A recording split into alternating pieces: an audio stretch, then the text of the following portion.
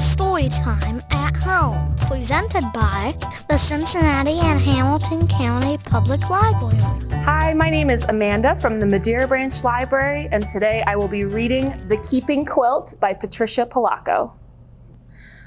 When my great-grandma Anna came to America, she wore the same thick overcoat and big boots she had worn for farm work. But her family weren't dirt farmers anymore. In New York City, her father's work was hauling things on a wagon, and the rest of the family made artificial flowers all day. Everyone was in a hurry, and it was so crowded, not like in back home Russia. But all the same, it was their home, and most of their neighbors were just like them. When Anna went to school, English sounded to her like pebbles dropping into shallow water. Shh. In 6 months, she was speaking English. Her parents almost never learned, so she spoke English for them too. The only things she had left of back home Russia were her dress and the babushka she liked to throw up into the air when she was dancing. And her dress was getting too small. After her mother had sewn her a new one, she took her old dress and babushka. Then, from a basket of old clothes, she took Uncle Vladimir's shirt, Aunt Havala's nightdress, and an apron of Aunt Natasha's. "We will make a quilt to help us always remember home," Anna's mother said. "It will be like having the family in back home Russia dance around us at night." And so it was. Anna's mother invited all the neighborhood ladies. They cut out animals and flowers from the scraps of clothing. Anna kept the needles threaded and handed them to the ladies as they needed them. The border of the quilt was made of Anna's babushka. On Friday nights, Anna's mother would say the prayer that started the Sabbath. The family ate challah and chicken soup.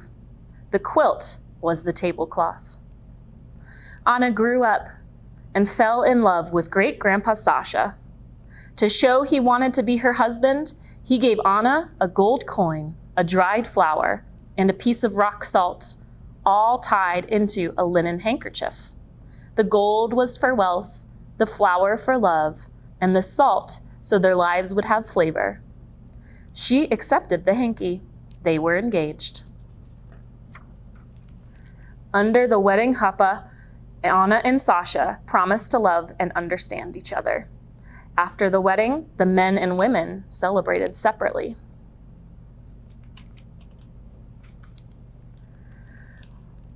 When my grandma Carl was born, Anna wrapped her daughter in the quilt to welcome her warmly into the world.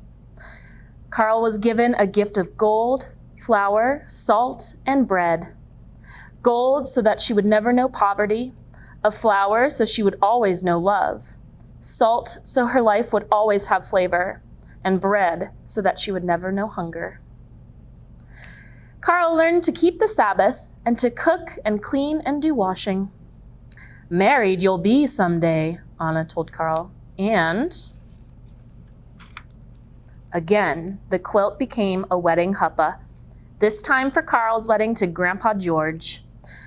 Men and women celebrated together, but they still did not dance together. In Carl's wedding bouquet was a gold coin, bread, and salt. Carl and George moved to a farm in Michigan, and great-grandma Anna came to live with them. The quilt once again wrapped a new little girl, Mary Ellen.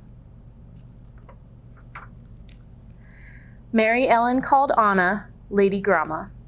She had grown very old and was sick a lot of the time. The quilt kept her legs warm. On Anna's 98th birthday, the cake was a kulich, a rice-rich cake with raisins and candied fruit in it. When great-grandma Anna died, prayers were said to lift her soul into heaven. My mother, Mary Ellen, was now grown up. When Mary Ellen left home, she took the quilt with her. When she became a bride, the quilt became her chuppah. For the first time, friends who were not Jews came to the wedding. My mother wore a suit, but in her bouquet were gold, bread, and salt. The quilt welcomed me, Patricia, into the world. And it was the tablecloth for my first birthday party.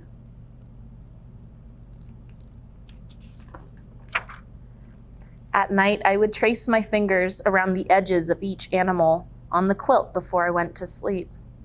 I told my mother stories about the animals on the quilt. She told me whose sleeves had made the horse, whose apron had made the chicken, whose dress had made the flowers, and whose babushka went around the edge of the quilt. The quilt was a pretend cape when I was in the bull ring, or sometimes a tent in the steaming Amazon jungle. At my wedding to Enzo Mario, men and women danced together.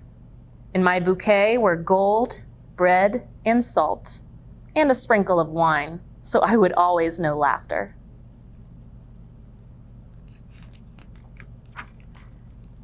"20 years ago, I held Tracy Denise in the quilt for the first time. Someday she too will leave home, and she will take the quilt with her." Thank you for listening, and if you enjoy quilting books and quilting activities, we have a wonderful activity for you to be doing during the month of April. We're going to decorate paper quilt squares to be hung up in our library branches. So stop by one of our participating branches and decorate your own quilt square. At Madeira, we have quilt squares that look like this. When they're put all together, they make a circle. So you'll see here. This is what our quilt squares look like once they're all assembled. So stop by the library, decorate your quilt square.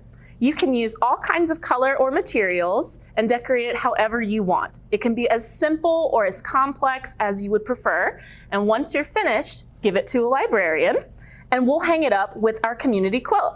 So here's how a few of them look once they're all finished and attached together. You'll see the circles are appearing, but all of them look super unique and very colorful. So hopefully you'll have a chance to stop by and visit us and decorate one of your own quilt squares to be a part of our great library quilt tapestry.